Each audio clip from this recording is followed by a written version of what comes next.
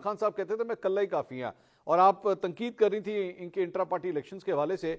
एकदम एक जहन में सवाल आया कि इससे कामे पाकिस्तान पार्टी ने कौन से इंट्रा पार्टी इलेक्शंस करवाए हैं?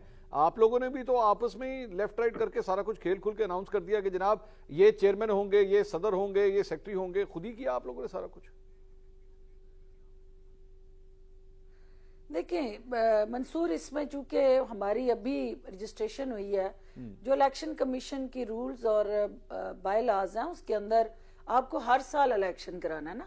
जो पार्टी अभी नहीं जो है रजिस्टर्ड हुई है, और उसका हमारा डेफिनेटली उसी इलेक्शन कमीशन के आगे हम भी जवाब दें हैं, और अगले साल जब हम अपने वो गोशवारे और पार्टी के सारी डॉक्यूमेंटेशन सबमिट करेंगे तो हमें उसी प्रोसेस से गुजरना है जैसे बाकी जमातें गुजरेंगी।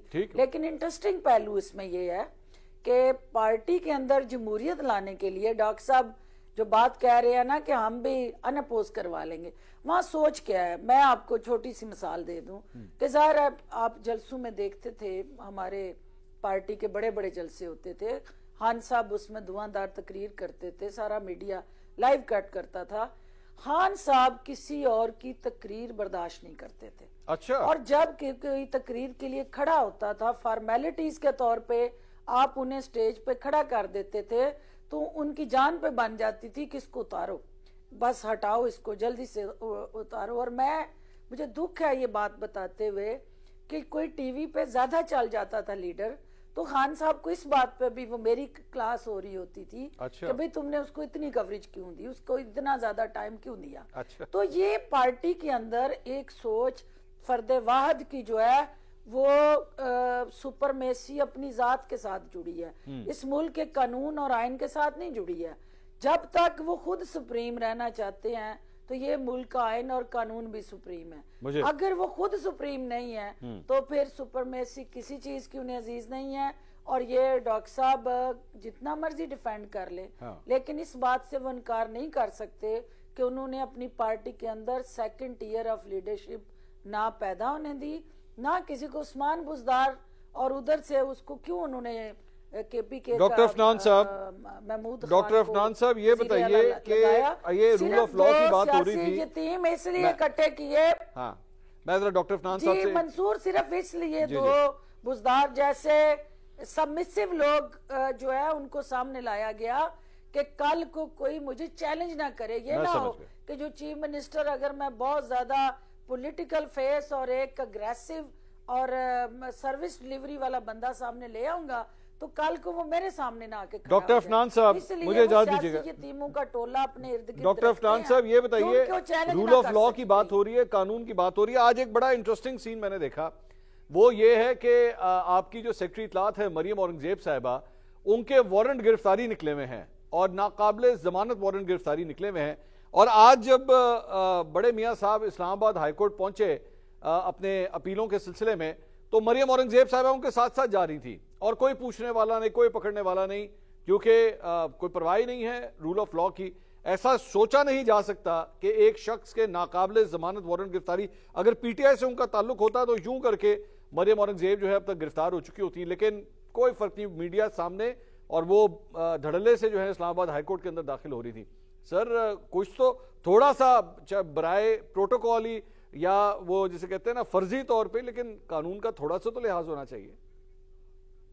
देखिए बात ये है कि जो मैंने सरसरी तौर पे वो केस देखा था, ये जो आप जिसको आप रेफर कर रहे हैं, वो मेरा ख्याल है लाहौर हाई कोर्ट से या पंजाब से रिलेटेड है, और दहशतगर्दी की अदालत से है सर वो।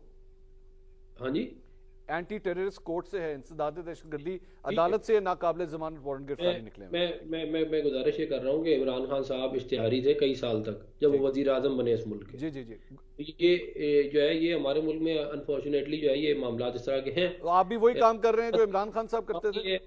नहीं, मैं ये कह रहा हूँ कि वो अपना केस पूरा का पूरा वो देख रही हैं। देखें हम पे बड़े, मेरे पे भी झूठा केस बना हुआ था, पता नहीं कितने लोगों पे झूठे केसेस बने हुए हैं इस मुल्क में। अच्छा। अब वो केस अपना पूरा कर रही है मरियम औरंगजेब साहिबा, और इंशाल्लाह वो उसके ऊपर उसको पूरा का पूरा जो अपना कानूनी मामला है उसको लेके वो साथ चलेंगी। डॉक्टर साहब यू आर पार्लियामेंटेरियन, क्या एक शख्स जिसके नाकाबिले जमानत वारंट गिरफ्तारी निकले हों, क्या वो किसी दूसरे शहर या दूसरे सूबे की अदालत के अंदर इस तरह घुस सकता है? आपके ख्याल में इज दैट पॉसिबल?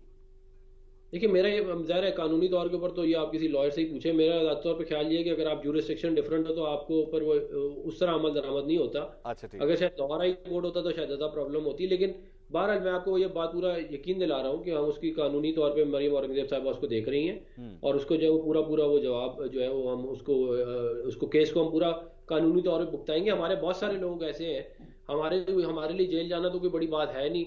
इतना सारी की सारी क्यादत जेल में थी, जी जी। सब पे तकरीबन जो मेजर लीडर है सब पे झूठे केसेस बनाए गए, तो वो हमने पहले ही भुगताए, हम आगे भी भुगता लेंगे।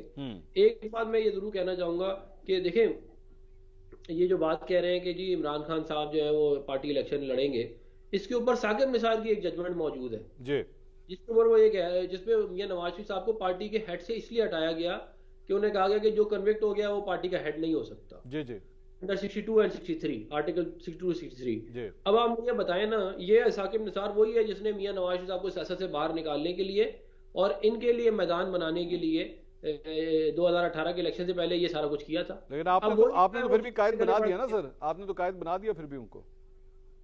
नहीं, हमने तो कायद आईनी तौर पे तो कोई वो नहीं है ना उसकी पावर। अच्छा, कायद जो है वो इमरान खान भी बन जाए, कोई मसला नहीं है, सदर नहीं बन सकते। चले अच्छा किया आपने तजवीज दे दी पीटीआई को कि भाई अगर वो चेयरमैन नहीं बन सकते उनको कायद बना दें। बिल्कुल ठीक, कायद बना दे, कायद की लेकिन पावर कोई नहीं होती, पावर प्रेसिडेंट की होती है और सेक्रेटरी जनरल की नहीं होती खैर है। नवाज शरीफ साहब की पावर